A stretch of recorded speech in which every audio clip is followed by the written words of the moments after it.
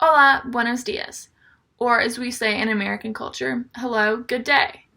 Now I hear that you are about to take an awesome trip to Spain, and I am here to help you get a little bit more information as you communicate interculturally with those from Spain. And I'm happy to help.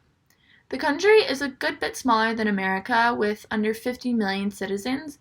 However, Spain is so culturally diverse and has so many cultural traditions that I am so excited to share with you.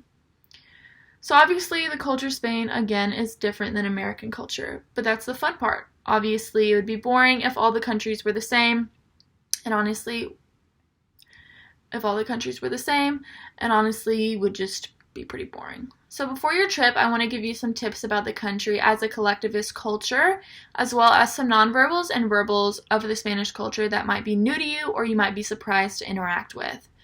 So these will include topics such as personal space, direct communication, as well as some other things that I think might be important for you to know before you embark on your journey. So before we get into the nitty-gritty and actual culture of Spain, I sort of want to talk about the geography. So Spain is in southwestern Europe. It's south of France and east of Portugal. So most of the area consists of plains, but if you go north, you will run into some mountains. And this is really interesting to me because a lot of people, when they think about Spain, they immediately think, the temperature is super hot. And in most places it is, but again, if you go up to those northern mountains, it'll be cooler. If you go along the coast, it'll be cooler. But because you are going in the summer, and that's when your trip is, and you'll be mainly staying inland, I think you'll be pretty safe with, packing your summer attire. However, if you do go to the coast, I think it would be pretty smart just to bring a little light jacket in case those coastal winds make things chilly. Alright, so now that we've touched on that, gotten that out of the way, let's go ahead and talk about the actual culture. Now, similar to the weather, the people in Spain are super, super warm and welcoming. Different from American culture, when two men are greeting each other, they'll usually shake their hand and then go in for an abrazo, which in America is a hug. And now when two females greet each other, they'll greet each other and then they will end it with a cheek kiss. And obviously, this is much different from American culture. When we see our friends, we're not going to go in for a kiss or a hug unless we haven't seen them in a really long time. And while we do, we do greet each other and embrace each other again on those times where we haven't seen each other in a while, most of the intimate embraces and intimate interactions are mainly saved for those, in a romantic relationship. So Spain is definitely much more of a high contact culture, so when it comes to personal space, that is honestly pretty much non-existent to them in their own culture. So for example, you might find a stranger come sit right next to you on some public transportation, even if there are like tens and, a lot of seats that are empty that aren't near you.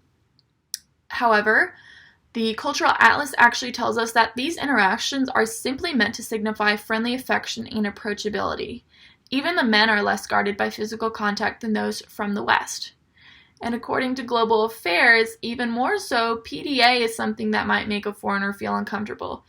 Considering, again, in American culture, PDA is like PDA, PDA.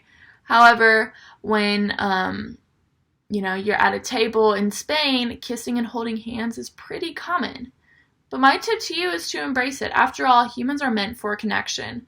Although it might feel odd and off, especially when you are first engaging with the Spanish, considering how tactile they are when it comes to physical touch, it's normal to them and something that they embrace in the culture, and I think that's something you should also embrace in the culture, or anyone should embrace in the culture when they are visiting Spain themselves.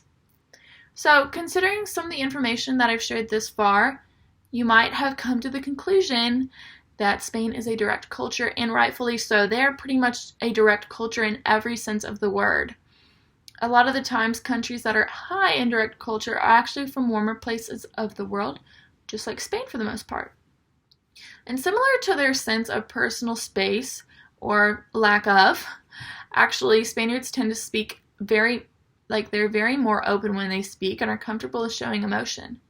And again, straight from the Cultural Atlas, this can give some foreigners from more reserved cultures the impression that Spaniards are very confident people, leading them to make decisions under the assumptions when this might not necessarily be the case. So silence really isn't something that you're going to come across in this culture. Although they're very vocal verbally, they also tend to get their point across by the use of their hands. They talk with their hands, which I've been doing something that even I do as I talk with my hands.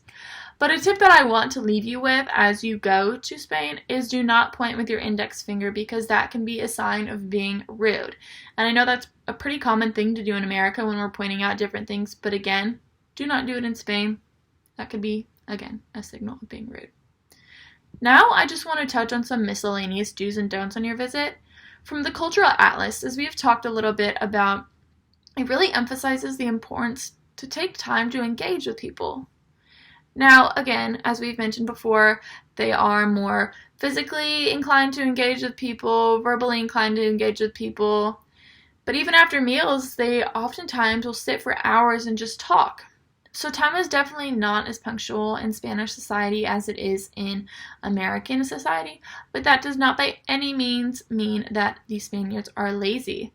Americans tend to say time as being punctual, and punctuality in time leads to success, but rather this just means Spaniards are probably more adaptable to make time for what is happening in their life at the given moment. So ultimately, this would lead to meaning that Spaniards' daily lives are more organized, or organized much differently than those in American society. So get ready for that. For example, Britannica found that even meals are at much different times than America. While Spaniards may take more breaks even during their day, this means that their work can continue on as late as 8 p.m., meaning sometimes dinner is not until about 9 or 10, which is crazy considering usually Americans end their work day at 5 p.m. and might eat around 6:30.